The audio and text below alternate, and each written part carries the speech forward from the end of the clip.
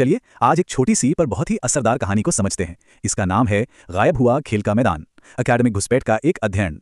ये कहानी दिखाती है कि कैसे क्लासरूम में हुई एक आम सी घटना असल में एजुकेशन से जुड़ा एक बहुत बड़ा सवाल उठाती है। तो कहानी शुरू होती है एक ऐसे वादे से जो किसी का भी दिन बना दे। पीटीआई सर क्लास में आते हैं और कहते हैं, आज हम ग्राउंड में एक्टिविटी करेंगे। सोचिए, बस ये एक लाइन और पूरी क्लास का माहौल ही बदल गया। और यहीं से शुरू होता है कहानी का पहला हिस्सा।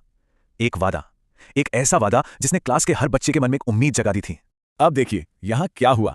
एक तरफ था एक्शन यानी पीटीआई सर का वादा, और उसका रिएक्शन सबके सब फौरन तैयार। इससे पता चलता है कि बच्चे खेलने के लिए कितने ज्यादा बेचैन थे। वो जो जोश था ना, उसे महसूस कर सकते हैं, है ना। सोर्स में लिखा है, सभी रेडी हो गए।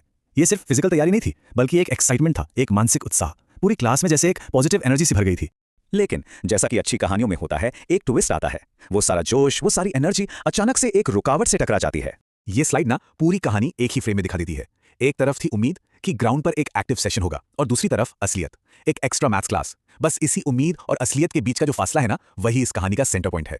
और ये बदलाव आया बस एक लाइन से। इतने में मैथ्स के सर आ गए। बोले, नहीं आज एक्स्ट्रा क्लास लेनी है सर। बस खेल का टाइम खत्म, पढ़ाई का टाइम शुरू। मतलब एक अथॉरिटी ने दूसरी अथॉरिटी को ओवर रूल कर दिया। और इस फैसले का असर फौरन देखा। सोर्स हमें बताता है, फिर सभी उदास हो गए। सोचिए, वो सारी एनर्जी, वो सारा जोश एक झटके में निराशा में बदल गया। ये एक छोटा सा वाक्य है, लेकिन उस पल की सारी फीलिंग्स को पकड़ लेता है। तो चलिए अब इस कहानी से एक कदम पीछे हटते हैं और इसे एक बड़े फ्रेम में देखते हैं। जैसा कि हमारे टाइटल में कहा गया है, घुसपैठ का एक अध्ययन। तो ये अकादमिक घुसपैठ आखिर है क्या चीज?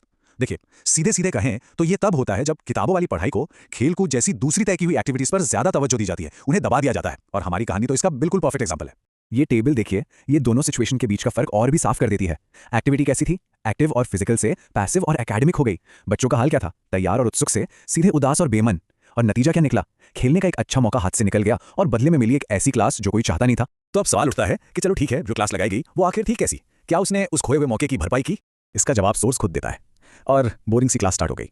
ये जो शब्द है ना, बोरिंग, ये अपने आप में बहुत कुछ कह जाता है। मतलब खेल के लिए जो एनर्जी थी वो मैथ्स के सवालों को सॉल्व करने में बिल्कुल भी तब्दील नहीं हो पाई।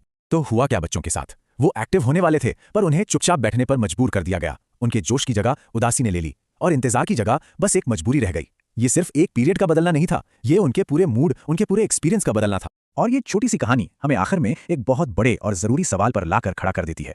तो सबसे बड़ा सवाल यही है कि पढ़ाई लिखाई के इस रोजमर्रा के बैलेंस में ऐसा कब होता है जब एक तरह की सीख दूसरी तरह की सीख को बेवजह खत्म कर देती है। इस कहानी में तो एकेडमिक पढ़ाई ने फिजिकल एजुकेशन को साइडलाइन कर दिया, पर क्या यह हमेशा सही होता है? और इस प्रक्रिया में हम असल में खो क्या रहे हैं? ये एक ऐसा सवाल है जिस पर हम सबको सोचना चाहिए।